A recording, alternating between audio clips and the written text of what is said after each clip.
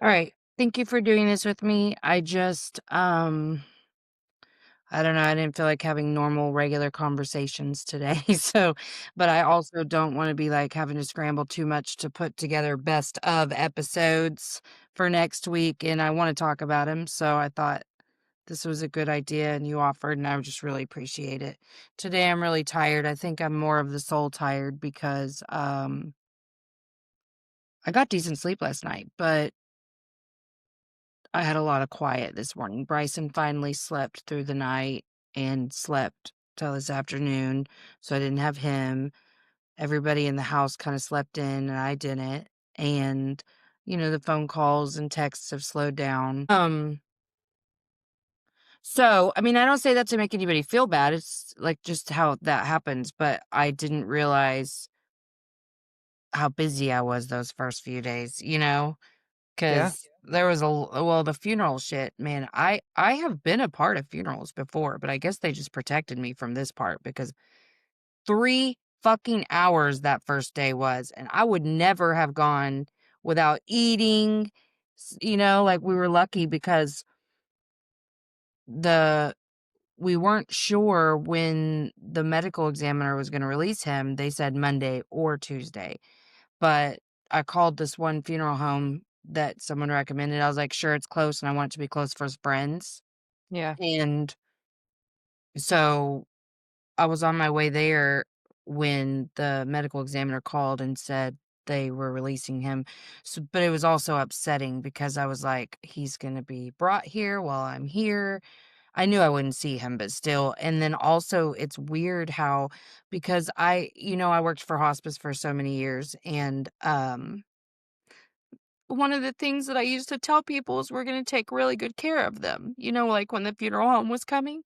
I guess I just instinctively knew that that was something, and now I felt so weird because, like, even in the house when the medical examiner came to get him, I found myself saying the weird shit people have said to me, you know? So I was just like, "Make sure you drive safe with him," stuff like that, and I was, like, nervous about him being in a car again already, 'cause I liked knowing where he was for the first time in God knows how. I mean, I could see his location anytime, but I never knew what the fuck he was doing, you know? So, anyway, that Monday, I mean, we didn't sleep all of Saturday night. I think we maybe got an hour. Mhm. We I got wondered. Yeah, we maybe got, another hour Sunday night into Monday. So then going to the funeral home at, like,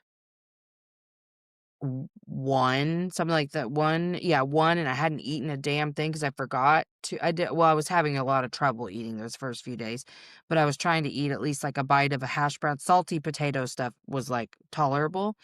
So, Mhm. but I forgot to do that, and then we're deep in the middle. I was like, "I need a snack." Like, I'm getting agitated, and I'm about to go the fuck off on people, so, like, I need to eat.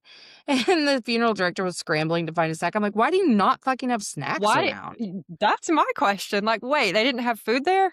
No offense to Right. them, like, you know? Well, I got a lot of offenses, really, but, I mean, they've done a great job, but there's just been several things that I'm like, "I would've done that so much differently," you know? Like, for Yeah. instance, you know like, in grad school, we were taught never hand a crying person a tissue because it brings attention to the fact that they're crying instead of just a natural process of releasing and stopping when you feel ready. First thing he did was hand me a tissue box when I started to cry. And I was like, "Note." It was weird how much shit I was just like, "I would have done that better, but whatever." Like, it's been a really weird thing where your brain just, like, is constantly divided into, like, logic versus whatever world it's, like, in to Mhm. protect you from this, Mhm. you know? It's Yep. really strange. I I mean, I've known grief, I've known loss, but this truly I couldn't even measure it because this is the first time I've even approached loss in a healthy way. Like, I'm not trying to run, I'm not trying to dismiss myself. I'm not allowing myself to get super caught up in, like, anger at people for not being what I want them to be right now, which obviously there's things I'm not gonna get into because, Anyway, so that's a good way to start, I think. I just, we're doing okay. It's bizarre. I think the first time I had an ugly cry was not until like the deep guttural, probably not Mhm. until Tuesday or Wednesday when no, it was probably Tuesday. Yeah, his little martial arts place did a tribute to him. Mhm. And at the end, it said forever in our hearts. And there was a couple of things I was like, because he's gone forever, and I haven't allowed myself to do too much of that because I know you have to just be here, like right now it hurts. I can't pre-hurt for the years that are coming without him. Yep. And also it was just so fucking surreal because I've seen tributes like this a bunch of times and I was like, that's my fucking kid that people Yeah. are creating a tribute for. Like it's so weird. So I was glad it happened in front of Bryson because I knew that based off my experience when my mom died and watching my grandma, you sit around scared for when that's gonna come, and you're also a little worried about, like, is this gonna be the thing that now we're on the breakdown side of things and you're not coming back to me? Yep. And I had been just, like, preaching in the be in your heart, and if you're not feeding this shit with thoughts, it's gonna pass in 90 seconds, and it's gonna come back, maybe in an hour, maybe 4, who knows? But, like, don't do the thing where you're driving all this emotion, like, just feel the loss, feel the grief, feel the pain, but, like, don't feed it with thoughts. And so I was really excited that he was with me whenever the fucking just ugliest cry ever came because he looked terrified. And I knew he would be, but then it did exactly what I said, and within Yep. 90 seconds, I was like, "Okay." And he was like, "Okay, I'm so glad to finally see you do that, but also that was really scary." It's good he got to see it through to completion, Yeah, didn't it? exactly, exactly. I was really glad that he was here for that because Yeah. well, that's been my whole thing is, like, I am trying to do this a certain way and really wanting to model that way. Like how I think I told you that when I got to that place where I was like, fuck, man, I got this shit figured out, just in life. Like, like I feel healed, I feel good. And I just felt the energy raising, the vibrations in my house. I Yep. just knew I was making a difference, whether they knew it or not. Yep. That's how I have felt this week because from the beginning, just the helping them just through my own process, like teaching the people around me how to do this in a way that's not going to lead to suffering because it was a coincidence that that was the one clip I felt the energy to post of the interview the day after, but um or 2 days after, I guess.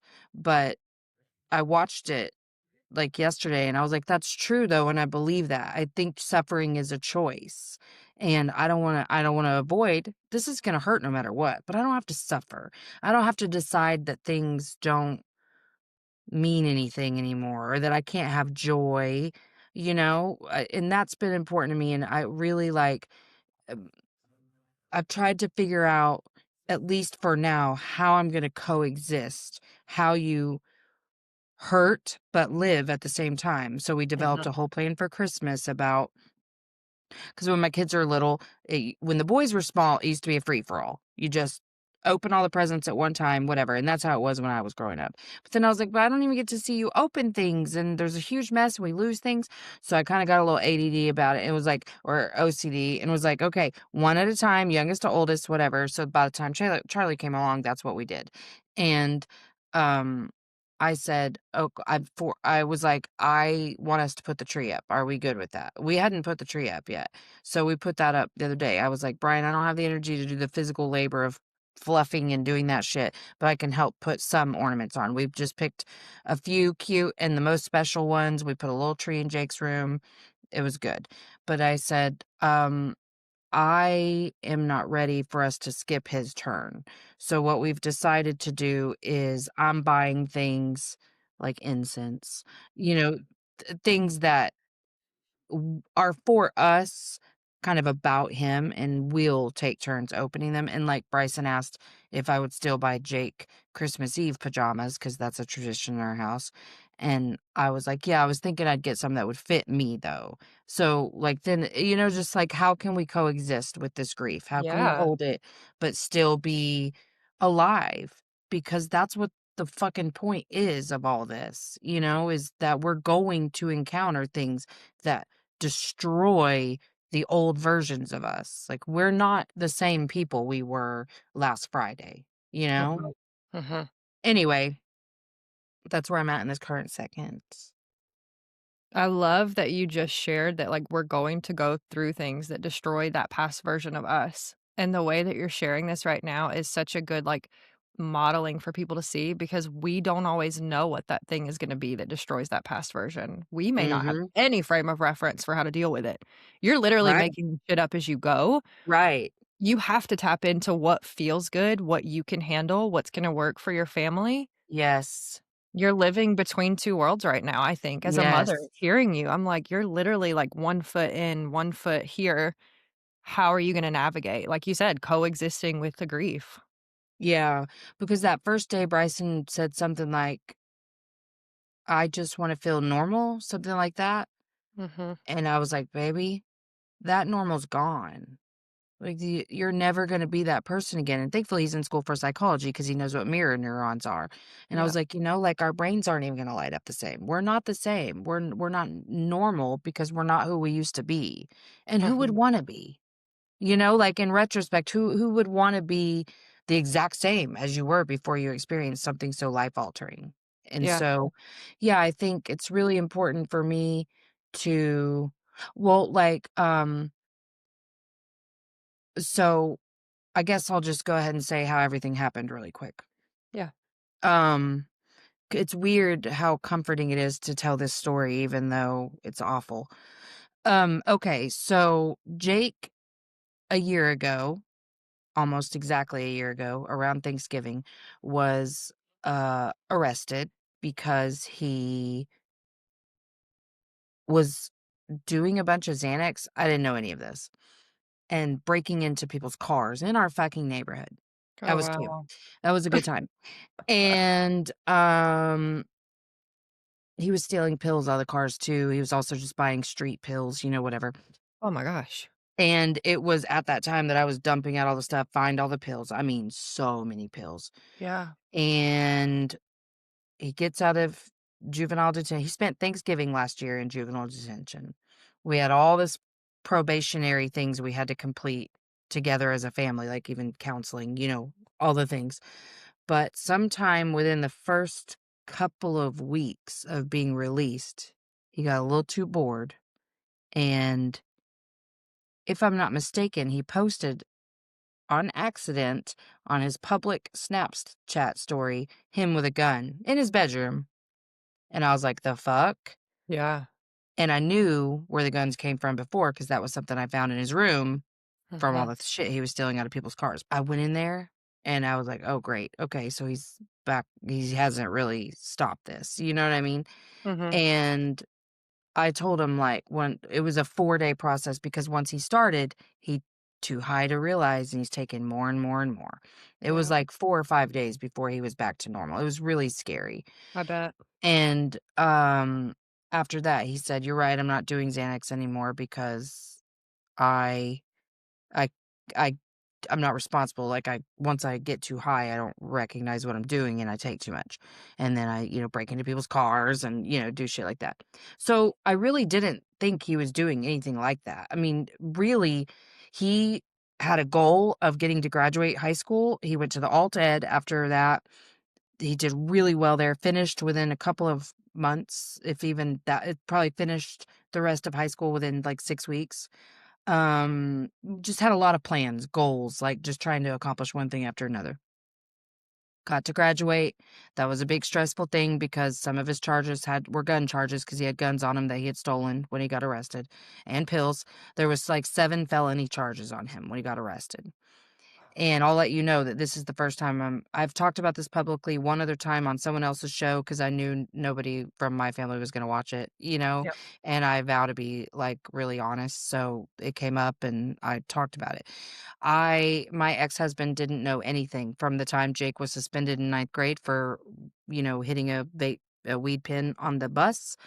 I didn't tell him anything because I just didn't feel like he had the capacity to hold any of this and help us. Like, he he is who he is, and I just didn't feel like it would be good, and I was so worried about it becoming, like, a source of gossip, and I was Mhm. still really unhealed and didn't and I was ashamed, of my failures, and I think that's ultimately why I didn't tell people, but it's why I didn't tell them about how much we struggled when he was 4, 5, 6, 7, 8. His whole life was a struggle, you know? Yep. So, anyway, Plus the things have fear. been. Don't forget the fear, right? Yes, I mean, and the as a fear. mom. Well, and you know how, like, I don't know if you're like this, but sometimes when I'm very afraid, I can't say it out loud because it, like, makes me hysterical, you know? Yep. So it was that too. So yeah, it was all my own fear, all my own shame, and I just didn't tell people. Like, very few people. I had a couple of friends I felt comfortable telling because I was starting to learn to be vulnerable in this last couple years. But even I just wasn't telling people what was going on. And, I mean, I was kinda open on my show that we were experiencing stresses with him, but I didn't talk about what. For one thing, I also wanted to protect his privacy. I mean, at this point, Mhm. he's an adult, and I don't have the right to spread his shit everywhere, you know? And so, um, recently, in the last couple of months, I started to feel like he's a little too high, I knew he was using weed, I didn't give a shit about the weed, Mhm. but he had also, met someone who kinda, um, liked alcohol more than he did, and so I knew he was drinking more than he used to, so I thought maybe I didn't know him on alcohol, so I was like, Mhm. "Maybe this is just that," you know?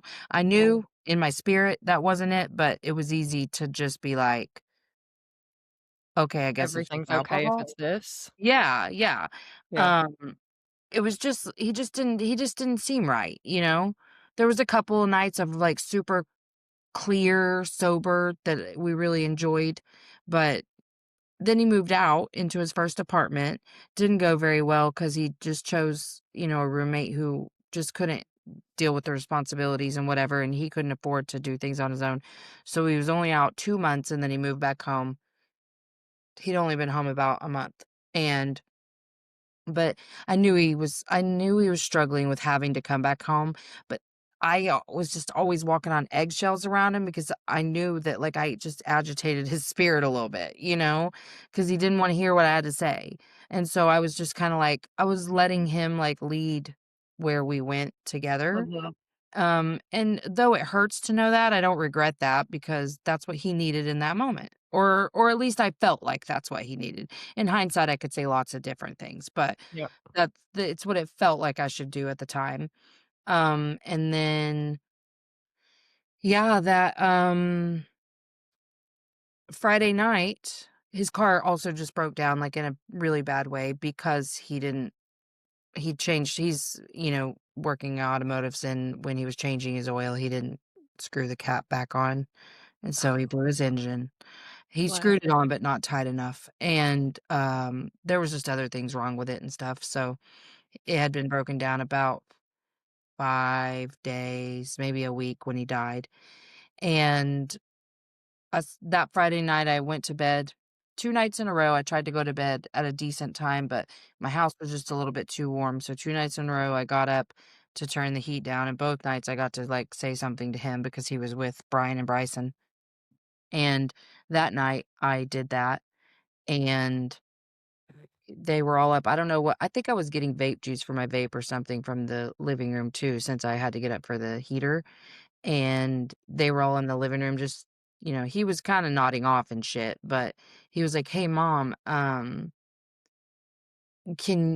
I was just talking to Brian and Bryson about maybe for Christmas instead of the other stuff, could you go in half on this really good used engine?"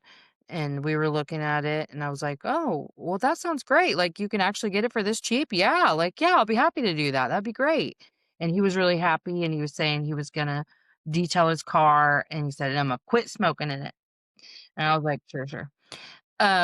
And then that was kinda it. I was like, "Good night, guys, love you." Well, then the next day, I went about life as business or life as usual, and I went to the gym. Took me forever to talk myself into that. I canceled an interview I was supposed to do on someone else's show intuitively, and I didn't wanna keep ignoring it because all morning I was warring with myself, and I know that the rest of the day wouldn't have gone quite like how it did if I hadn't done that, so and I'm glad if it had to go this way that it went the way it did, but, um, I went to the gym and then I came back and I was really proud. I almost went to his room then because he was someone I could be like, "Guess what I did?" I went because Bryson's supposed to be my fucking workout buddy, but he's not always like a super reliable one. And so I loved being able to tell Jake, like, I went without Bryson, and he'd be like, "Mom, I'm so happy for you, you know?" So I almost went to his room then, but I didn't. I got ready and I went to do Uber Eats so I could make money for Christmas. And I worried about him the whole fucking time. I kept checking Life 360. I knew he was home, but Mhm, he wasn't like moving. And Brian referred to him as a shark. If he was awake, he was going. Like, he was asking mhm, friends to come pick him up, you know? yep, And so I just kept checking my Life 360 while we were gone. And the last delivery I made of that day was in his best friend's neighborhood, and I had the eeriest feeling. Like, I had been really worried, but I had started having nightmares about him. Like, there were all kinds of things leading up to this that I fucking knew. The week mhm, before, I was planning his funeral in my head. So, not to say I haven't done that in the past and I wasn't right then, but it was like, well, I think honestly, this is the place that I was always so afraid we were gonna end up, you know? yep, And so I got home and I hit the preheat button on the oven and started to wash my hands because I was gonna make these sausage balls for, like, a recipe I hadn't made before for dinner because while we watched the Thunder game. I was so hungry and I wanted that so bad. And I said, "Hey, any signs of life from Jake today? Like, has he come out of his room?" And Brian and Bryson just, like, it got silent because it just hit them that they hadn't seen him, you know what I mhm, mean? And Bryson said, "Oh, he's here? I didn't know he was here." And I was like, "Yeah, he's here." He checked his location, he saw he was here, and he was like, "Oh, shit." So I was like I mean, I'm not gonna lie, I was like, "This is what I'm fucking talking about." I was so rude. I was like, "Great, thanks, guys, thanks." You know, whatever I said. So I go to the door and I knock pretty loudly. Nothing, and I said, "Jake, Jake," and I stopped. I knew, like, he would have answered. This was mhm, at 6:30 at night, and nobody in the house had seen him since 1:30 in the morning, and Bryson said, "Well, just go in." I said, "I'm not going in." He didn't answer, and I'm not fighting him. So Bryson went in, it was pretty traumatic, and, I mean, he looked fine, like, it was that part wasn't traumatic, he looked fine. I did see him from the back because Bryson, I could hear him saying, "No, Jake, what did you do? What did you do?" But that's something that you might say if you find someone non-responsive, so mhm, I'm not mhm, totally sure yet what's happened. Pretty sure, but not totally sure. He's yelling, "Call 911." So now I'm hopeful. I'm like, "Oh, wait, is there hope?" Like, you think because, of course, 911's gonna be the thing that you say, but in my mind, I was like, "Oh, there's a chance." Like, he might yep, just be, like, non-responsive. And, 'cause I could see him from the hallway shaking him a little bit too. So I was like, "Oh, okay, he's just not waking up or what?" You know?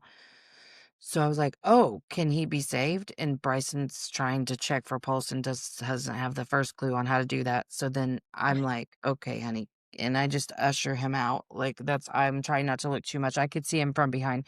He was laying on his floor. He liked to do that. He had autism. He did weird mhm, shit. He liked to lay on his floor sometimes.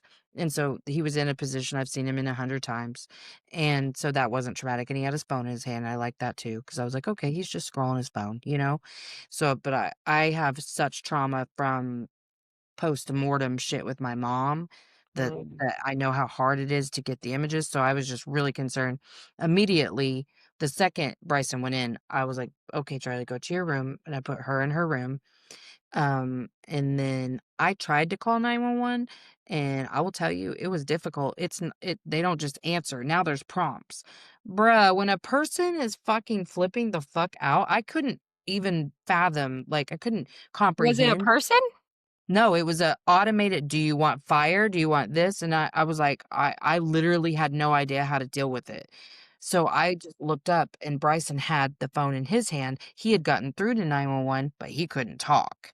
So he hands me the phone and I'm like, "Okay, well, that's how Charlie finds out because she hears me make the call, and I say, "Hi, my name is Malisa Hepner," because 'cause I've practiced 911 calls forever because someone said, like, "You have to practice that because if you call and you're hysterical, then you're not gonna get the help you need." So I used to practice all the time, and I said, "Hi, my name is Malisa Hepner, and we just found my son dead in his room." And the 911 operator was pretty fucking uncaring, I want you to know. So I answer the questions and then he gets to, "Okay, so have you started CPR?" And I said, "Oh," and I know from 911 calls that I've heard on TikTok, like, they're gonna encourage you to render aid no matter what, and I had a patient on hospice one time, his sister got into the emergency kit in the, um, refrigerator and took some of the liquid morphine, and our nurse found her dead. So I knew they asked her to do CPR and she was like, "No," you know? So I knew that was a thing they'd offer, so I thought he would just say, "Okay," after the first, like, me saying, "There's no chance." He says it again, and I'm like, Brian's hearing me. He's now frustrated. He comes in and I was like, "You checked him again?" And he said, "Yeah." I tell the man, "Sir, there's no hope. Like, he's gone." And he said, "So you're not willing to render aid to him?" And I said, "Sir, it wouldn't do any good." Then Brian gets pissed. He's like, "He has rigor mortis." And I say, "My husband says he has rigor mortis. So no one there is willing to render aid?" And I go, "Sir, please don't do this. Please don't make us do this. This is going to be so traumatic for my family to try to render aid to somebody who's been gone for fucking hours. Like, are you shitting me? Like, they need training. Don't continue to ask us to do that because you know what? I knew better. I knew it was okay to say he's gone. Do you know how many families try to render aid in that moment because 911 is insistent that they do? Oh my God. But I've also like Or at practiced least not word it differently, like, no one is right. willing to, like, Yeah, no, I'm not willing to put my family through the trauma of trying to save the life of somebody who's been dead for fucking hours. No, I'm not willing to do at that. any point before that, did he reassure you that, like, help was on the way? Like, any kind of assistance, anyone else who would come and help with the situation? No, I'm so not until sorry. the end of the call. He said, once that part was over, like, about the renegade, he was Yeah. to the best of my recollection, obviously, but that's when got a little bit nice and was like, "Okay, they're gonna be showing up any minute. Can I do anything else?" Whatever, and then they were there. I mean, he must have not hung up until they were pulling up. Then the next step was how fun the fucking officer that we got to deal with was. So, first, a regular sergeant or whatever comes in and he's asking questions, and I'm answering the questions to the best of ability, even though I do feel like I'm being interrogated a little bit. It didn't feel good. I'm shocked that you Um, remember, like, in the detail that you right. do, right? I was it was kinda like when you're driving down the street and you're not doing anything, but you're like, "What if I have crack in my car?" You know, like, it was, like, weird shit like that or sometimes I'm worried that, there's a bomb in my backpack when I'm getting on an airplane. Like, it's just this weird thing that will happen. Yep. Intrusive thoughts, I guess, you know? And so I'm starting to, like, feel like I'm lying a little bit because I just don't trust this guy, you know? Yeah. And they were asking questions about our fucking dogs because the second the 911 and I hung up, I remembered, like, 911 calls I've heard where they're like, "Please secure animals." And our animals are small and yappy and you know what I mean? So I was Mhm. like, "Will you please go put the dogs up?" I then went in to tell Charlie, she said, "I know I heard you, but this was the first opportunity I could take to be like, 'I'm so sorry, Jake died. I've gotta deal with this. I need you to stay in your room because there's gonna be a lot I just don't want you to see.'" Mhm. And so she was in there for a little while by herself before Brian could break away from what we were doing and go be with her. But, so then the cop gets into a conversation with me and Bryson. We're in the living room alone. Actually, this is when I just started making notifications to people because I was like, I really don't like this guy at all. Mhm. Mhm. It seemed empathetic at first, but because I mean, listen, I'm in total shock. Like shaky, all the things. I feel like, I'm gonna throw up. Like, so many things happening at once. And my house is now full of people, and, we're talking and he's nice, but then I guess he's like, "Oh, they're fine, so I don't have to be as nice." I don't know, but somehow school comes up and Bryson's talking about how he's in school. He's like, "What are you in school for?" And he's like, "Psychology." He's like, "Why psychology?" Like that, bitch. Why are you a cop? What the fuck? You know? And so we're both like, "Okay." And then starts lecturing Bryson about not getting student loans. I don't know what fucking place of privilege you're coming from, mister, but student loans are a necessity if you wanna go to college these days. It's all too expensive. I don't know what you're talking about. And also, what a Fuck weird that. place to be having that conversation, like Thank you. And he just looked so bored the whole time. Then 911 or the ambulance comes, and he tells them, like, "Y'all don't need to do anything, but you can go look if you need to do that for your paperwork." They're walking down the hallway, and you could tell something that they were talking about that had nothing to do with us. I never thought it was about us, but anyway, they're making jokes with each other and laughing right in front of my baby's door when they're looking to make sure, like, who it bro. is, you know? Yeah, I was like, "Okay." Again, it's such a good thing that I've gone through all of this work on myself Yeah, because those would all be things, A, I would have flipped out about, and B, would have held on to for a place to put my anger. yeah, But I was like, "Well, I've worked hospice before, and while I would never do this, I understand this is a job for them, and they've seen this thousands of times, you know?" yeah. So I was just like, "I will forgive this and move on." The lieutenant of the guy, oh, the dog thing, they were like, "So what kind of dogs?" Like, they're freaked out that they can hear my dogs in the garage. Well, they're in crates in the garage. Like, what the fuck? And they're asking me questions like I got a goddamn puppy mill out there. I'm so serious. And I just thought, this would happen to me. This would happen to me. Like, are you shitting me right now? Yep. So I just kept answering their questions calmly. And finally, I just got so fucking done with the sergeant that I was like, "Okay, I'm gonna go ahead and call your dad and let him know what happened." And I just start calling people that I needed, like, the first few people I wanted to make sure they knew before because I wanted I was trying to, like, "Do you want me to call your brother-in-law and he can let your sister know and then let the rest of the family know?" This whole thing. I called one of my really close friends and let her know and someone else while we were sitting there. And yeah, it was just really fucking bizarre. And then the guy just acted bored the whole time. Just bored. Bored as fuck.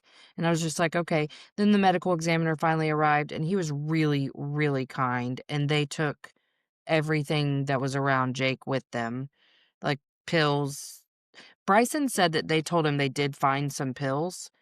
I don't remember that. Mm. So, but I think they told me that when I was on the phone with his dad. Um, And then, yeah, so that was that. And then we obviously stayed in our bedrooms while they took him out. And then we just stayed up all fucking night, not really knowing what to do. For the first, like, Saturday, Sunday, and Monday night, me and Bryson stayed in the living room together all night. Like, I was Mhm. like, I don't want to be away from you. You don't want to be away from me. But, okay, this is what made me even start to tell you what happened. So, two things that I was like, no, I think this is just something trying to protect me and I gotta do it anyway? So at first I was having trouble. My bedroom door shares a wall with Jake's room. Mhm. So I didn't even want to walk in my room because Mhm. just on the other side of that wall, he died? So I was having a little bit of trouble those first few hours there. And then later, after they took him, the thought of going in there, well, because when Bryson was in my bedroom with me when they took him out, and Brian was with Charlie in her bedroom, and when we were walking down the hall, they said, "It's done." Bryson, I noticed that Jake's door was open, and I was like, "Please shut the door, please shut the door." So I was like, "Oh, great, now I'm never gonna wanna go in there," whatever. So Mhm. later in the evening or whatever time, I was thinking, "Man, I really just wanna go in there, but that sounds awful."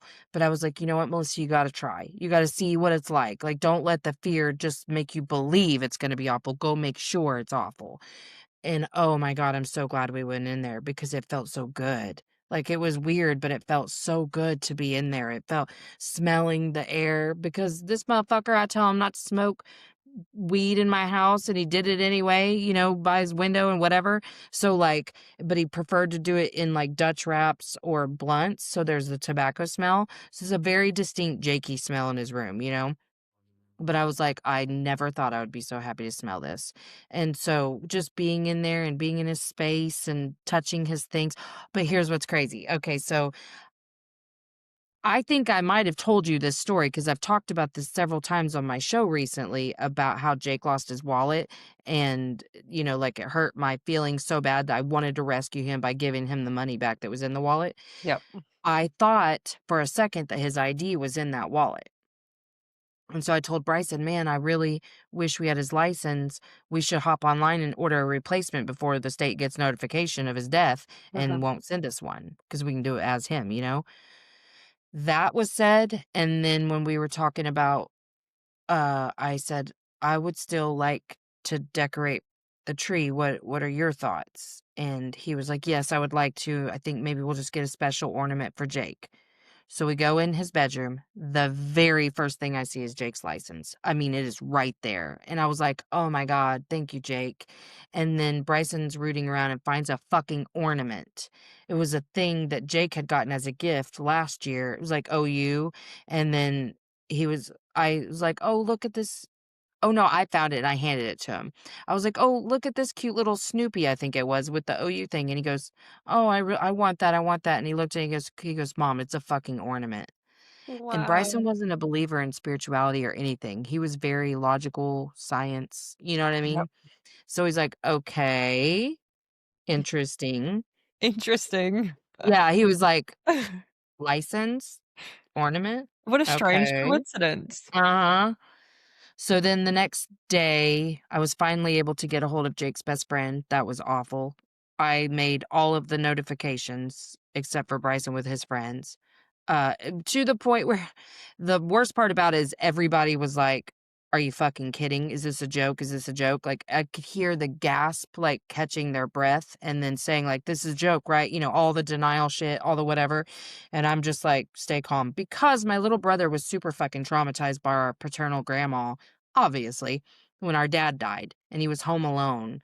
And she called and she just lost her shit when she started telling him. And she's like, he's dead, your dad's dead, your dad's dead." And so I never wanted to be the person who told someone that way. Mhm.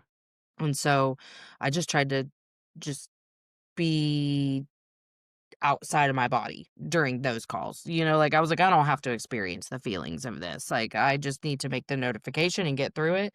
So I did, and I made all the notifications, but my ex-husband was like, "How are you so fucking calm?" And I was like, "I'm probably in shock." Like, and then so he was scared. Oh, my little brother took it. It was awful. That one broke me. But he was scared from my mental health. And then my friend came over, the one that I called, she came over the next day. And I was laughing about my brother being like, I was really fucking scared for you because you were just way too calm. She goes, "Oh, no, I was really scared too." Because, like, you were not you were just like, "Yeah, so here's what happened," and just very, like, factual. And Yeah. I was like, "Yeah, I mean, listen, I'm the person you want in a crisis." Like, I'm not the person to respond to a crisis immediately. Like, I'm gonna, "Ah!" You know what I like, I was surprised if it hadn't been if we had found him any other way Yeah. and it was even earlier in the day, anything, I would have responded 1,000% differently. But I had hours to prepare for finding him because he wasn't moving on Life Mhm. 360. Yep. So I was prepared for it. And so it probably would have been really ugly, but just the nature of how it happened, I was okay. But yeah, I thought that was funny that people were like, Are you sure you're good?" Listen, when And you told me, I literally my first response was, "What?" Because I was like, "She's not yeah. serious right now," because the way that you said it, I was like, "That was very calm. That was very." Yeah, I I had to know, read it and it's so again. awkward to say it because I would prefer to just be like, "So my son died," but I'm Yep. trying to like, be fair to people who aren't expecting to receive a message like that. You know Yeah. what I mean? Yeah. Yeah, And and so it's then like, don't read it like that. Let's go a couple soft sentences yeah. and he died. You that I think that's the word that my brain like, I had to go back and read it a few times because 'cause I'm like and my brain could not correlate that word with your son for a second, and I was like, Yes. "No, that's what she said," like and so then and I don't know if you've noticed this with other people, so maybe giving you space to feel into this, but, like, messaging you also feels like it should be weird, and I'm like, I'm still the same person with you, I'm still talking to you the same way, but I'm like, "Is she okay? Did what I say there come out wrong? Like, did it offend her? Did it" Right, So I'm like, "Oh, I right. don't wanna be that way, though, like, I still wanna be No, and I normal." totally know what you mean because I remember being on that side of things. Even just the last 10 years, like, I forced myself to show up kinda normal with Mhm, people, but mhm. there's nothing normal about it, and so, No.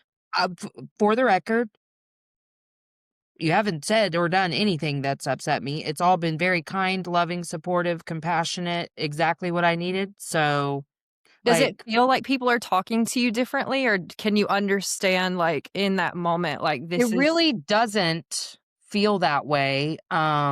I feel their pain when they Mm, talk to me, like, yeah, I feel it, yeah, but not that's okay too, like, I don't and it helps actually to know that people are hurting, like, I don't know why, I don't like it, I don't want people to hurt, but yep, also it helps because it feels like they cared about him, yeah, you know what I mean? So it's like, it's this weird, like, I'm not in this alone, I guess, because, that's the thing I've told you before is that my neglect wound made me walk on this earth believing that I had the weight of the world on my shoulders to carry all by myself. yep, And truly, this is the way I would describe how I felt the second I found him, which was I sighed and I said, okay, I don't have to worry anymore. mm, Like, that's over now because it was every minute of every day. The other day, I had seen on TikTok someone saying, you know how people say like let go and let God? yeah, Well, I mean, I don't believe that way, but someone was using that in like universe terms and was like, just give your worries away for just ask the universe to hold you for a day. We'll just take yeah, it for a day. 3 days in a row when I was living in really intense fear, just the week before, I was like, can I please give you this? Because I don't want to exist like this. Can I please just give this to you? I'm going to give it to you and then I'm going to trust and mhm, whatever.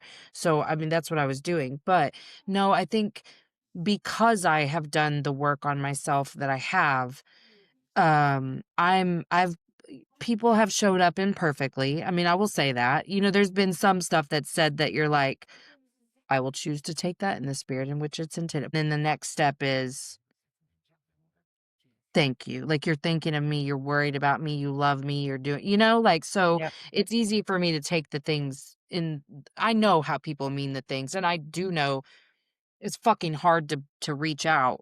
Like, I was the person who's always reached out no matter what, but it's uncomfortable, and I understand that. But nothing's even happened that made me think, "Oh, they must have been uncomfortable." You know what I mean? mhm, And I think too, the second that I mean, because I didn't respond to everyone, like, yeah, there are people who have kinda come out of the woodwork from past relationships and stuff that I've been like, "That's really kind," but, like, I don't have the energy to sit with everyone in this, and so I have to yeah, pick and choose, and it helps, it's sweet, and like, I guess that's the thing too is I've heard so many times and again, I'm not unfamiliar with grief or loss, right?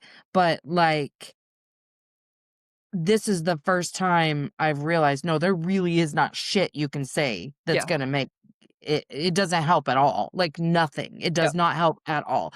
But what does help is the reaching out. The reaching out mm, has helped. Like, just to hear, like, "I love you, I'm thinking about you," whatever, like, you're not alone. I mean, mhm, like, when and I think this is a very specific thing to me too, but also Bryson has said this too, that even if he doesn't have the energy to respond, it means it's comforting mm, to for somebody to say, like, whatever, and especially the things that have helped are people talking to me about their experiences with Jake. That has helped a yep, lot. yep. But otherwise, I never thought and I don't think that I would have liked people reaching out to me 2 years ago. That's what I was Hi gonna say, like, I know you've one of done my the work oldest on friends this. was scared to reach out, Yeah, yeah, but she did, and I just let her know immediately, like, "Hey," because I've been isolated from people for a couple years now, like at Mhm, least a year and a half, like where I've really been in my bubble just growing.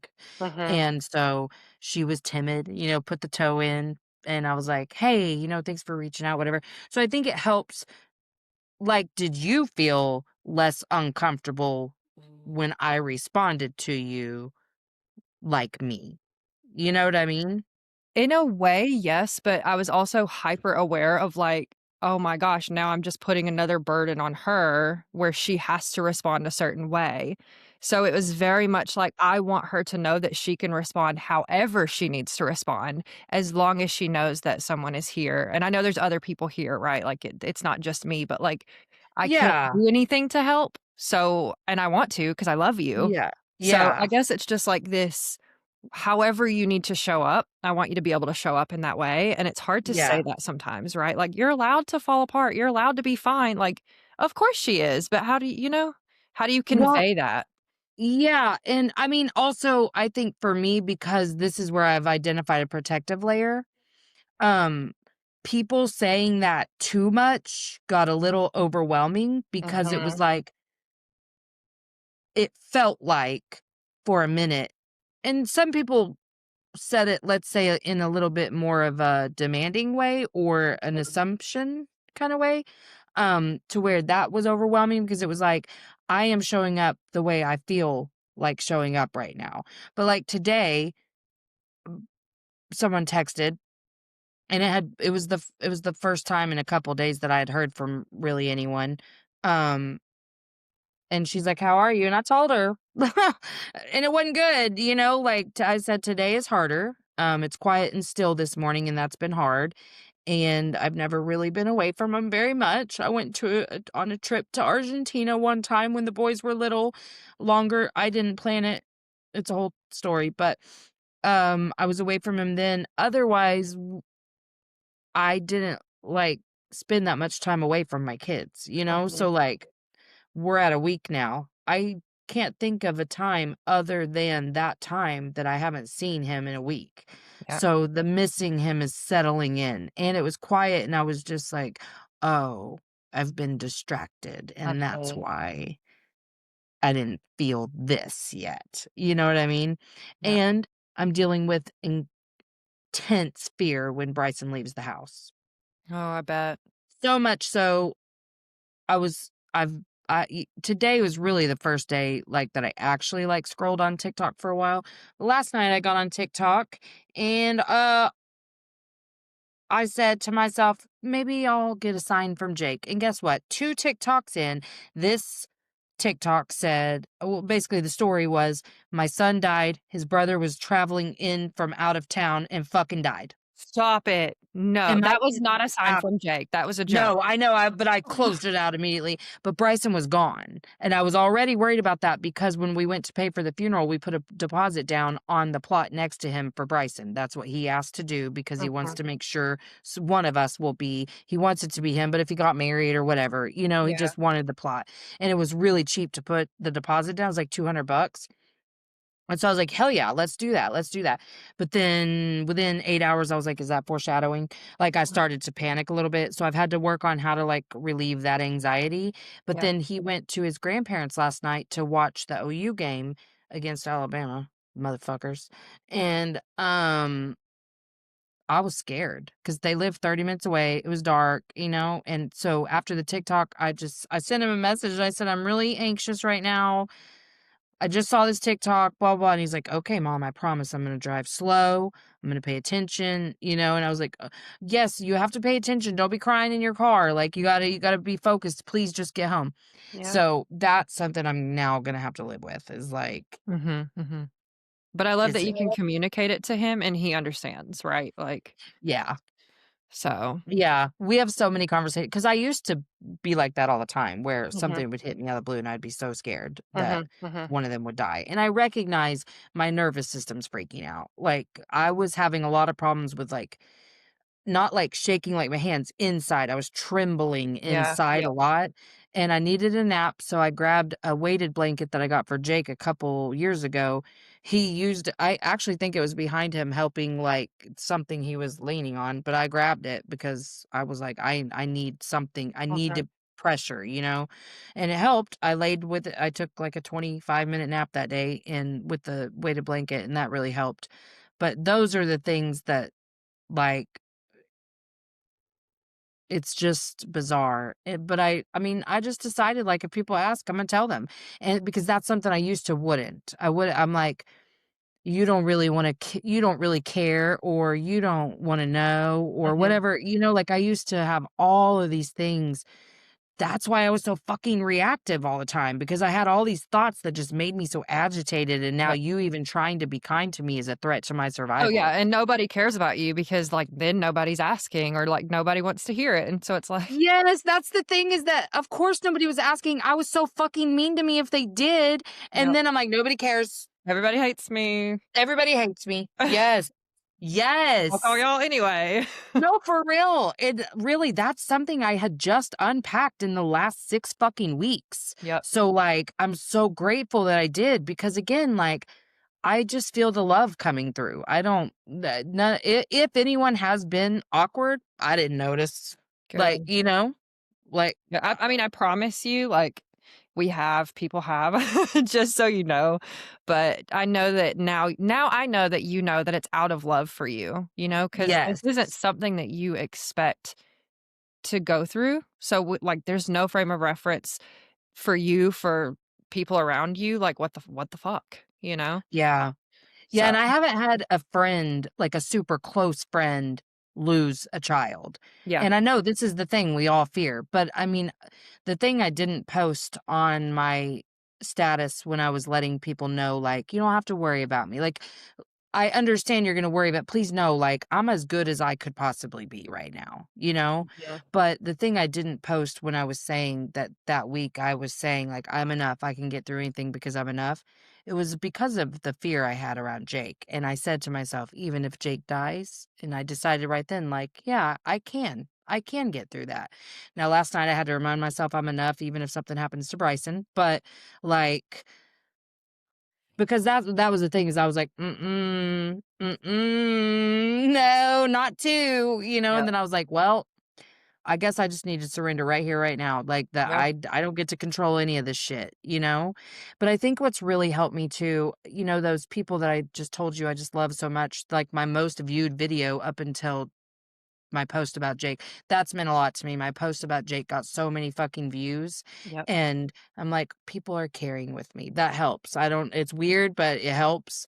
I had people on Um, my page sending yes, condolences, they're like and people don't even know you, and, like, people right. care, right? Mhm.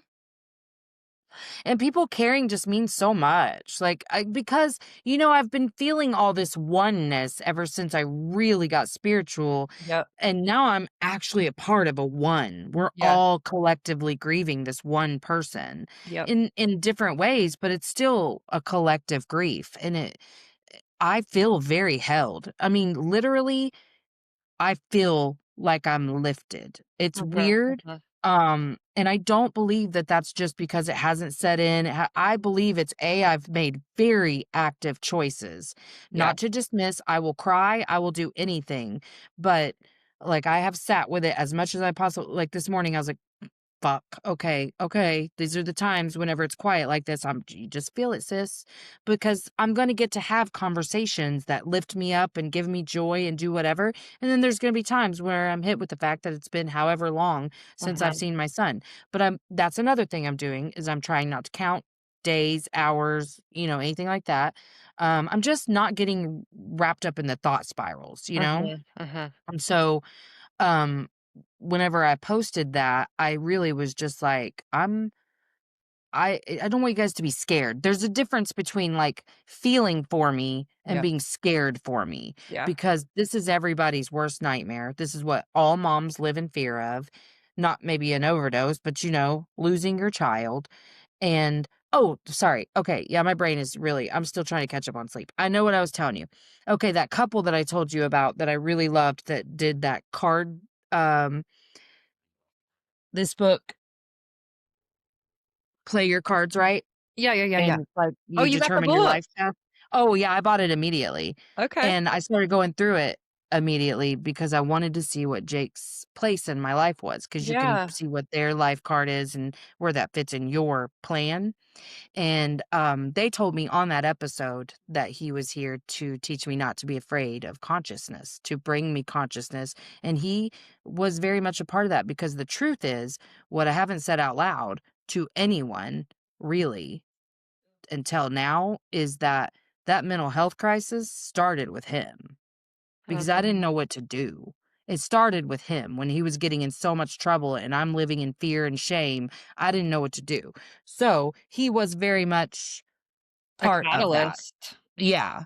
And Wow. so that, and he was spiritual. I've told this story 1,000 times on my show, but when I had, multiple ahas in the spiritual awakening process, I was very afraid I was in spiritual psychosis. Mhm. And we were driving down the road one day. I was like, Jakey, do you think I'm schizophrenic? Because my brother's schizophrenic. Yep. And he was so earnest and sincere, which I didn't get, like, that much from, like, he didn't do this a lot. Like, my kids make fun of me a lot, because I'm irrational sometimes. And so I was kind of expecting that, but he looked at me so sincerely and he said he thought about it. He really took in the question. He could see I was very afraid. Mhm. And he said, he was 16, and he said, "No, I don't think you're schizophrenic. I think this is a new belief system for you, and it's a lot to take in and process, and I think, yeah, you're gonna be fine. You're not schizophrenic." I Okay, know. Buddha. I Like, know.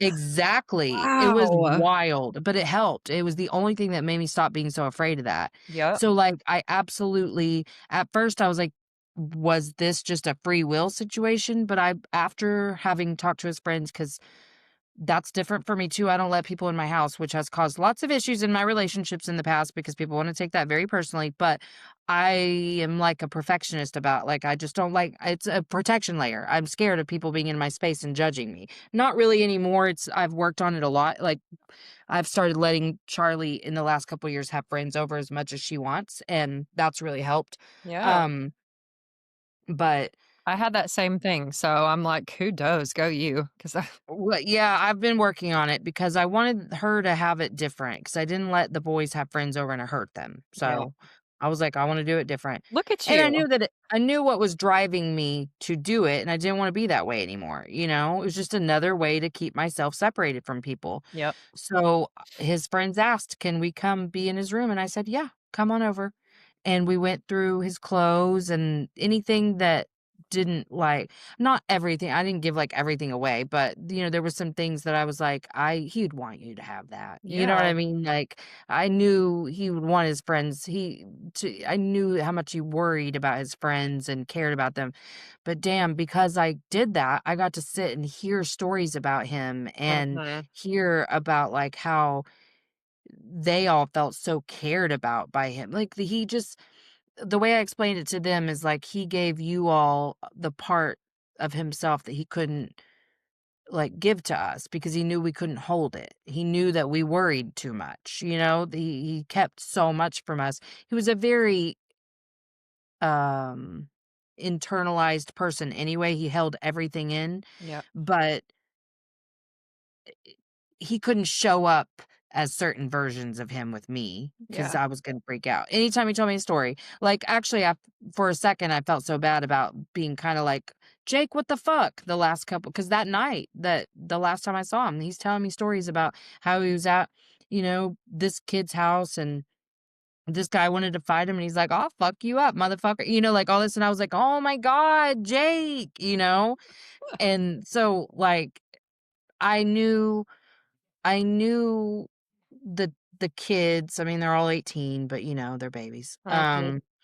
I knew it was important to honor their role in his life, so, like, his very best friends, they're gonna be pallbearers. They wrote stuff to be read, like, they got their first pick of his clothes, like, all these things, and his his closest friend, he was just, like, adopted by the whole family.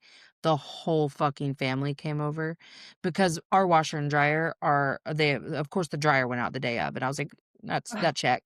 that checks. Um, so, one friend offered, I said, "Yes, will you please come pick up my laundry and wash it, please?" Never in Wow. my life did I think I would ask somebody to do that. I sure did. I sure did. She did it, and I was like, "Thank you so much." And then, the hoodie that I wanted him to wear came from them, and he wore it multiple times every week. It was always in the rotation of Mhm. clothes being washed, but I was like, "You're the only person I trust with this," so, but the whole fucking family. Oh, and she handed me $1,300, and I said, "Oh, honey, someone's already covered that cost." She's like, "You need it. Oh my Keep it." gosh. Mhm. Yes, and I was like, "Wow, Yeah. okay." Like, it was so overwhelming, but it was so beautiful. I just Mhm. couldn't even fucking believe it. Like, the Yep. the love that people have given because they loved him and because they're so sad for us and, like, I can imagine how I would be feeling if somebody else was telling me this story. It's still surreal that it's me, that this is my experience, you Yeah, I know? bet. But yeah, no, I it's been really nice. They've come at first, uh, like, because one of his friends, every time I'd be like, "Yeah, I really appreciate you." Like, I love hearing these things. I like getting to talk to his friends, whatever. He'd give another friend my number, and that friend would be because they need me too. It's like Yep. they need that connection with Jake. Yep. And so, like, I'm getting all these text messages. That's who I prioritized in terms of, like, responding to, I love but they'd that. be like, "Honey, you don't know me." And I was like, every fucking one of them, I'm like, "I know who you are." Like, he talked about you. Ex-girlfriends, like, I Have they did make told you any stories that you didn't know about him that you were like, "What?" I'm trying to think. Well, Bryson told me that, not too long ago, Jake borrowed my car and did donuts in a parking lot. Um, "I'm sorry I I was took your car." exactly, exactly, That's coming exactly. I back was like around for you. I was like, "Really? Okay." I was like, "You Proud of you. motherfucker, you fucking did donuts in my car?" I love And it. and that's why I kept saying, "No, you can't drive my car." I was like, "My car is expensive, so no." Listen, he's here to teach a lesson, okay? And by God. And he was real good at it too, sis, Right? real good at it. And I did once tell him that, like, it hurt him a little bit, so I hated it, but I said, "Hey," because I thought he'd bury me one day. I said, "Hey, I just, uh, I don't ever want you to sit around thinking like, 'Man, I've put my mom through hell.'" And he goes, "Well, you did say that one time." I said, "I did that one time, and I wanna apologize because like, I said it in a joking manner. Like, I mean, I meant it, but, like, we were joking around about something. I'm like, "Well, you put me through hell this year, so, whatever." But it wasn't like a condemning, but Yeah. I should have known he would take it that way. I mean, obviously, he doesn't wanna hurt his mom. But he said something, I don't remember, and I was like, "Well, you've been one of my greatest lessons in life." And he's like, "Yeah, but I don't like that." And I was like, "I'm sorry. Like, Aw, you've taught me so much. Like, yeah, just being your mom has taught me a lot." I hated that it hurt him, but now I know he knows what I meant. yeah, So, and made it fun too, right? Like, there was some fun, I some. know there's moments of fun there. Yeah, there was. I mean, he was so bright, like, just bright, like, he Exactly. brightened everything up. Yep. Like, he was such fucking chaos. Like, at all times, like, um, the first time I was like, "Huh, he does kinda march to the beat of his own drum, doesn't he?" We were at this trampoline park, and Bryson he wanted to be with Bryson, but he just wanted to jump on the trampoline. Bryson wanted to play trampoline dodgeball. So Bryson's playing dodgeball, Jake is on his team, but he's not fucking playing dodgeball. He's bouncing. Everyone else is facing each other this way. He's cutting the middle of the court, bouncing across. Dodging all the balls, I'm sure. He was, that's what's fucking hilarious about it, but then if he got hit, he'd be so surprised and just devastated? But I could tell he was, like, playing some game in his head, and I Mhm. was embarrassed, actually, but I was like, because that's the way I just stayed so tense and Yeah, braced yeah. for conflict because of him all the time. Now I mean, God, obviously, that's one of a million things I would have done differently is just, like, not fucking care about all that shit, and I would have been honest about our struggles because he would have been diagnosed way earlier with ADHD and autism and gotten the help he needed if I hadn't been so afraid to let people into our world with him. But I thought I was protecting him. Mhm, I mhm. was protecting myself, but you do what you know to do, you know? And Yep, in my mind, I truly thought this is what you do when you need to protect your kid from the people who don't understand him, yeah. you Yeah. know? Yep. As a mom, it's like, I don't know. I feel like we could look back and there could be like so many things that we can change about parenting at all, right? And it's Absolutely. does that do any good though, you know? Right. Well, and that's why, like, even with the whole idea that Charlie found out her brother died because she heard me make a 911 call, you Mm, know what?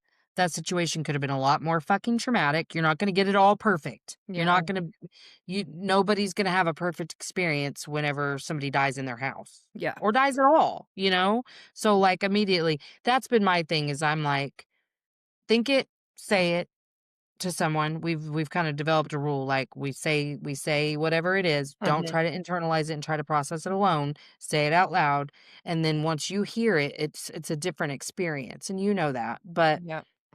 um and then if we need help with carrying what that felt like and walking through it, we've now got help with it because we've told somebody. So Mhm. that's been something we've been really committed to is just saying the shit out loud, even if we Yeah. know it's not what we should think or, it's not like productive or whatever. We say the shit out loud. And what I have been really surprised about too is my ability to be very hurt by some of the things that people have told me about, like stuff he's said or, whatever. Like Bryson, he tells me some stuff and it does hurt to hear it for a minute, but it's also like it's given him an opportunity to say like sorry for things that he has said to me, which I didn't need, but he was like, I just thought, whatever. And I was like, no, honey, I know that. Mhm. I know that. I know exactly why you do what you do because it's the same reason I do what I do. So I don't take your shit personally, honey. Like Yep. I've been sitting here waiting for this level of consciousness to for us to be able to communicate. Yeah. And that's what's been beautiful is like it was immediate. Like once he shifted into like a belief, he can hear me Mm, and it's wild. And so then I started thinking, no, I think this was the way it was always going to be. I think yeah. this was his, that we don't grow from sunshine and rainbows. And so for whatever reason, this was his contract with us. This was going to be the only way. So, um, if you have to lose a child, at the very least, he's helping people in such a big way because people are making very different decisions than they were a week ago. Yeah. And potentially stepping outside of how they used to do things, like you said, making different decisions, showing up differently, and learning that it's not shameful to do that. It might be scary to do that, but it's completely okay. And why not now? Why not do it now? Right? Like Right. don't keep waiting. Right. Yeah, that's been the thing too, is like any fear that I have over saying anything, I will say, well, like, you may not get another chance, so you need to say it, you Yeah. know? Yep. But yeah, overall, we're doing the best that you could be doing in this situation. I'm gonna have to I have a pretty good toolbox, I think, but now I'm like, okay, I'm gonna have to come up with something that I do in those quiet moments because that's life is gonna return to normal for everyone else, and Yeah. I've gotta be able to like exist within this new normal. Mhm. And I want more than anything for Bryson to be coping so well that when the spring semester starts that he's able to just do what he needs to do and coexist with the grief, That's what I want. I've really tried to just model that. So I have to figure out what the fuck that looks like. Like Mhm. how do I Mhm. actually do that? Because I was just sitting there and I was like, I'm just really sad right now. So I'm just gonna be really sad right now. So that's what I did. And then after a little while, I was like, a little scaping on TikTok won't hurt me too much. I did clean. Not like a ton, but I was like, "Damn, we've really fucking just been throwing shit around in this fucking living room and kitchen." So I got that cleaned up and that felt good because I just know, a cleaner space just helps you kinda think better. So I did that and I had the energy for it. So that was great. I was Mhm, grateful mhm. for the energy. I couldn't believe I had the energy for it. And then just kinda scrolled on TikTok and then it was time to get ready for this, and I was excited. Get ready, huh? I did take a shower because I needed one, and I did wash my face for the first time in a few days. My forehead is so dry from not washing for a few days, and I hadn't brushed my teeth in a few days, so I did that. I appreciate it. We got glammed up for this. Listen, I put Yes, dry shampoo in too, so just look at me with my I did do skincare. I put my little skincare on, Now I need to put some more moisturizer up here because the dry skin is driving me fucking insane. I have you think always had dry skin, or is that like a as we're aging, our skin gets drier thing that you've noticed? No, I always have.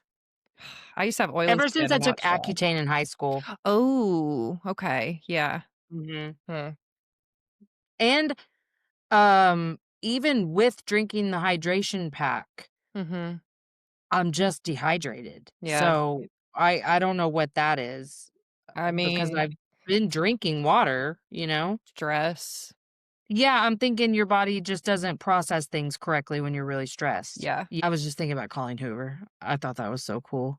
Mhm. You were how I found out. So, I was like, "Oh my what?" So, I Yeah. went to the GoFundMe. I've seen her do that for people so many times, so I wasn't surprised at all, but I guess I was a little surprised that she actually saw the thing and did it, but Mhm. that made Bryson really happy. Like, he was just, like, calling he's telling everyone, like, world famous author Colleen Hoover. Yeah. And then he'd make sure to be like, "That's because my mom's an OG fan. She even met her in Texas and da da da," went to her book signing and all these You things. did it with a quickness too, man, like, it was posted and then she did it. So See, I was off the phone for a little bit yeah. and came back and I was going through notifications and saw yours and I was like, "Wait, what? What? Calling Hoover?" So I messaged her and I just said, "Thank you so much. Like, I appreciate you so much." And she was said something about sending me hugs. I can't even remember because Yeah. it was so surreal. And actually, I'm glad I went back through my phone and notifications on that very first post because that was all a blur. Mm, There are people who have reached out that I totally have forgotten about. Just 2 days later, I yep. forgot. And so last night, I was bored, and so I was like, "I'm just gonna look. I'm just gonna see." And I was like, "Oh my god, I forgot." Because on Facebook, that first couple of posts, I only hearted because I knew I wasn't gonna have the energy to respond to everyone, Yep. and I know that some people's wounding will make them think that I responded to some, but not to others. If I did, it was because it felt really important. Yeah. Except I did on his ex-girlfriend's mom, I did respond to her on one because it really did help me so much what she said that he talked so highly of me. Which I Oh, knew. yeah. I knew that he did because of her, because when they first started seeing each other, they were out on a boat together over the summer, and she was like, "Hey, I'm with Jake, blah, blah, blah, blah, blah, and you should come hang out with us." I was like, "He would fucking die," and she said, "No, he's over here talking about, like, how, we're alike and, you have a podcast because she's Native American and very, like, into the Native American, spiritual shit. Yeah. And so, I was like, "Ooh, I wanna learn shit from her," Yeah, you know? oh, for sure. But he was being all encouraging to her because she went to my like, bio and saw where I was, like, healing expert. She's like, "I wanna be a healing expert." Like, "I want a podcast. I want that's so cool your mom has that." And he was like, "You can and you will. You just gotta, whatever." And she had told me that then. So I knew that what she was saying was true Yeah, yeah. because I talked to him about it, and he was like, "Yeah, I was telling her about how you do this and you do this and blah, blah, blah." So I knew that he really had said that, and that meant in a moment where I'm doing my fucking best to not Mhm. blame myself, Yep. like, it was very comforting. So I did respond to her because it meant so much, but I tried to be cognizant of the fact that I don't want the bullshit later where someone's like, "And then I tried to comfort you, but you responded to so and so and not me." I was like, "Let me just mitigate that by not responding to anybody." And I knew it was gonna, you know, come in droves, and I probably wouldn't have the energy after a few, so I just was like, "I'll just heart all of them." The one yesterday, I've responded to people, but I'm To just be kinda fair, trying though, to. I feel like carrying other people's expectations right now is kind of the weight of the world, like we were talking about earlier, like, let this be a lesson for them too, you know, let them sit with what comes up for them, and the gifts keep on giving, right? True, so true. Well, I'll have to tell you off mic about some things that I'm have here. been really cute to deal with. You know I'm here. Really cute to deal with. If I hadn't been so fucking exhausted, I would have already told you about it, but I Mhm. was my focus has been eat when you can, which thankfully I did because then my appetite came back. I think Oh, just good. putting a little bit in there. Yep. It was the 3rd night, me and Brian ran and grabbed us, McDonald's cheeseburgers and fries, and I think a sweet tea, like, just the regular little cheeseburger. I was like, "Damn, this is the best fucking cheeseburger I've ever eaten in my life." Bryson ate, I think, 3 because he had eaten even less than me the last few days, and Wow. I was like, "Honey, you gotta eat, you gotta try to eat." I was so scared for him because I was like, "Oh my god, this can't be good," and Mhm. but, I mean, my stomach just felt like, "Ugh," Yeah. you know? But I was prioritizing, like, physical needs because that's the advice I've given my bereavement clients for years. Gotta take a shower when you can, you gotta drink water, and you gotta take care of those physical needs. Yep. So I tried to sleep anytime I could. Couldn't a lot because Bryson couldn't sleep, and Mhm, he mhm. didn't wanna be alone, and he didn't ask me to stay with him, but I'm his mom, so I was like, "Okay, I'm gonna be with you." So I fell asleep on the couch last night because last night was kinda hard for both of us. I think it just got too quiet. Like, it just he went to his grandparents, but he was sad there too, Yep. and when he came home, he was just sad, and so he just didn't feel like being in his room. So I was like, "Okay, well, I'm gonna fall asleep on the couch while we're all in here, and then you just wake me up when you're gonna go to bed, and I'll go to my room," but I didn't end up because I was like, "Ugh, I'm fine here. I'm just gonna stay on the couch." But I got like 5 hours of sleep, so that was great. And he slept for a while, so I was glad. Like, Yeah. I just woke him up at 1:45, so I'm so glad he got sleep. But I did try, like, to go take a nap, but, I took one with the weighted blanket. I've taken any nap I could. I kept eating even when I didn't think I could.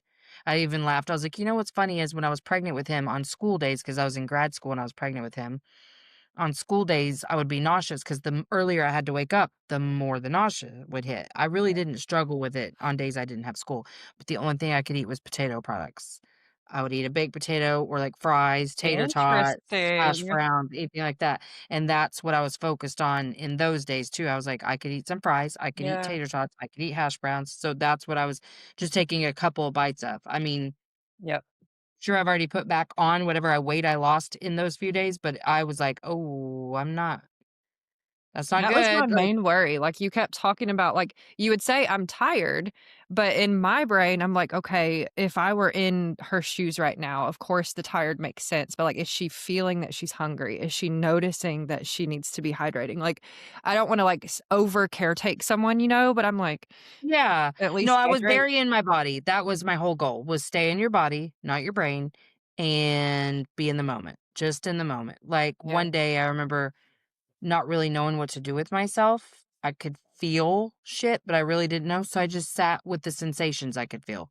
Like, I literally was just like, "I don't really know what I'm supposed to do right now, so I'm just gonna notice things in my body." I love that. I did that for, like, 30 minutes, just Yeah. sitting there breathing, noticing what was happening in my body, because I really didn't know what to do, but I Yeah. was like, "That felt like a good thing to do," so that's what I did. So that's what I've really tried to do, and it's helped because I can't push myself beyond a certain limit. Yeah. Like, the day we went to the funeral home, because we were approaching 48 hours on 2 hours of sleep, I was not in my body Mhm. until I was forced to be, and then I was like, "Go get me a fucking snack." Yep.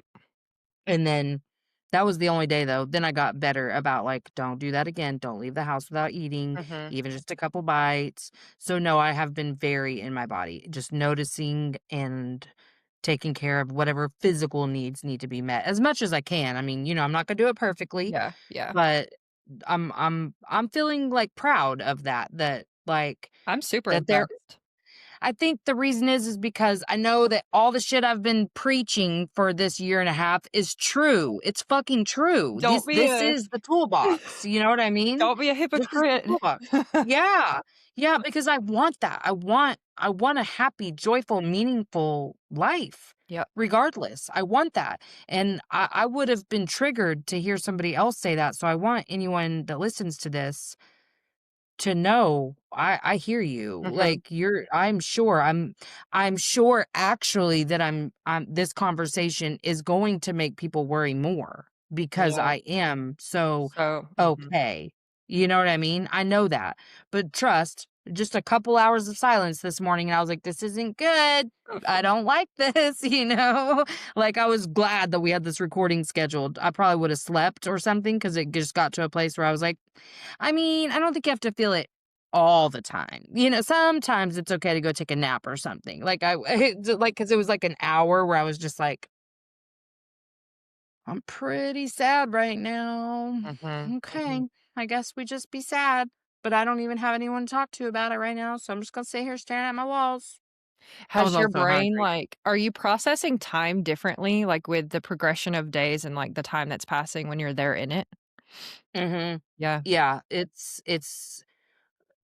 somewhat not necessarily difficult to grasp onto accurate time in a 24-hour period, but when we're talking about days, Mhm. those first 2 ran right together. Like, before I knew it, it was Monday, and I had only slept 2 hours in a 48-hour period, Yep. and that's from the time we found him. That's not even the night before. Like, I had been up since that morning, and Mhm. yet, like, here we are. It's been so long without sleep. So that made it really difficult. And then just with all the like, oh my God, I'm so tired and I have to go to the funeral home again and I have to do this and whatever. I just tried to like be like, does that have to be done today or not? And it was a little overwhelming. I tried to we'd get on our phones and write on our notes app shit that like we didn't want to forget or whatever. Mhm. S So that's been tricky, but I haven't necessarily lost my grasp of, like, the hour. I'm pretty aware still of what time it is in the day, but in terms of, like, overall like, last night, we were all sitting in the living room, and Brian thankfully, I was glad he said this out loud, but he said, "I just got really sad," and we were like, "Why?" And he's like, "'Cause this is a week. We were with him Friday night in this living room." And I was like, "Oh, fuck, weird. That's weird." Like 'cause I've been working so hard to not do that, because I remembered when my mom and my dad died doing a lot of that, like, Yeah. because I was just so desperate to hold on to them. I thought that you had to hold on to grief and you had to hold on to, I was just looking for control any way I could get it. Whereas this, I've been like, there ain't nothing you can do, bitch. Like, Yeah. you just take care of yourself and that's it. Yep. And try to be there for my kids as much. I mean, I'm not gonna not be like I know that people are like, "I know you're gonna worry about everyone else and whatever," and I'm like, "Not everyone, but my babies I am. I'm gonna be there." But all I care about I'm not masking anything with them. I'm modeling. Yep. I'm modeling, and I think it's working. Like, they're doing really well. I Mhm. mean, are they fucking devastated? Yeah, they're having little breakdowns and whatever, but that's good. That's Mhm. normal. That's Mhm. healthy. So I don't feel like I'm over caretaking for anyone, and I'm not any way in which I respond to anything really has nothing to do with anyone but me. Like, I'm not overthinking messages, anything. I'm just saying whatever the fuck I want. But, I mean, when do I not, you know? Yep. Yeah, I but I just be think that saying it, there's gonna be people that hear this too and also like, "Okay, good." You know? Yeah, I hope so. I really do. That's what I want. I really hope people will listen, and just, like, know that like, I'm okay. I mean, am I happy right now? I mean, in this moment, I'm happy because 'cause I'm getting to talk to somebody and, I fucking love to talk. But whatever the words are, I don't wanna try to, like, protect myself or protect, like, fearing that people are judging me. I don't want that. But, I mean, judge if you need to. I get it. Like, I mean, I remember being the person who's like, "I don't know. I think I'd be da da da da da da." You know what I mean? Yes, So, I judge if it do. makes That's fine. Yeah. I don't care. Yeah. Well, I'm just hey, being me. you're gonna have people who listen to this who are also walking through something similar or have or will. So I'm wondering if there's anything that you would share for them, like if anything comes up for you at all of just like, "Hey, my heart to yours, here's what I would say." I think I would say the same thing I've been saying to my entire family every minute that grief is hitting us when the really big waves come. this is the thing. It really will pass in 90 seconds. You're gonna float right back to the top and tread water again if you learn to control your brain. Your brain is just looking for a way to save you because your body is going through trauma. So, and especially when you find your kid dead in their bedroom, like Yeah. there's trauma there. And so your brain is just searching for control and safety. Remind yourself you're safe. I've been telling Bryson that over and over, like, go here, go to your heart and be in your body. Where if you can't do anything other than where does it hurt? Yep. What does the hurt feel like? Anything you need to do to be out of your brain. It is a night and day experience than the grief I've experienced with other family members. Mhm. Night and day. Because I lived in my brain. I counted the hours, I counted the days. I felt so much guilt, remorse, and regret Yep. and all of that. I refused to I've said the things out loud, anytime that I recognize, like, I should have done that differently. I let it hurt, and then I release it because there's not shit we can do now. He's gone. He's not fucking coming back. So that's the thing is that don't get caught up in the things that your brain wants to do for control. That shit is a lie. None of it's like it can be true, but it's not the truth. Mhm, mhm. So release it. Release any guilt and all of the other things because this is where we are now. Yes, if we fucking knew for sure this is what's going to happen. And I'm a person who said, I knew this is where we were going to end up, but you don't know Yeah. until you're the one knocking at your kid's door. Mhm. So, of course, if we had known, we would have made different choices. Of course, if I had known what I knew just in this last year and a half, life would be so different. But that wasn't the path we were meant to take. I believe we took the path we were meant to take.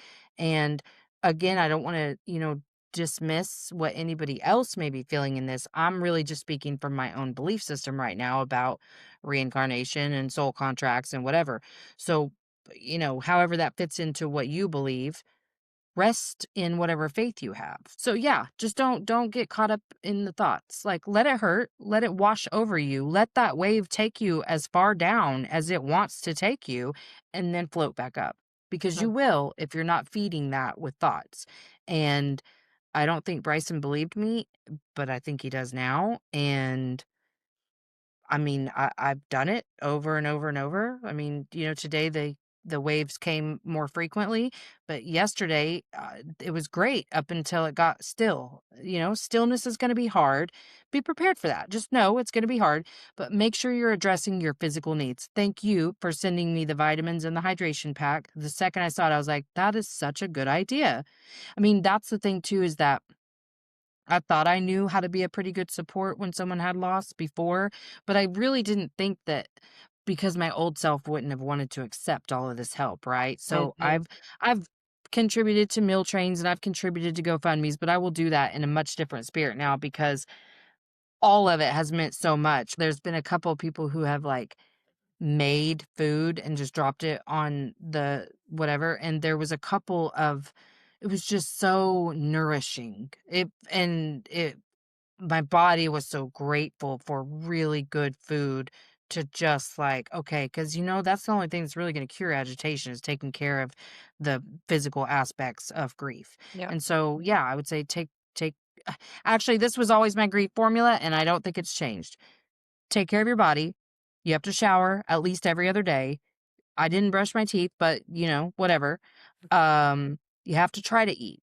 I'm not saying whatever, like you gotta go eat a full course meal, but I did eat a couple bites here and there whenever I could, and then my appetite came back, and I'm not afraid to not to be able to eat like a normal human being is okay. You're Mhm. not the less you try to hold on by controlling your environment, the more peaceful you're going to become in your grief. Mhm.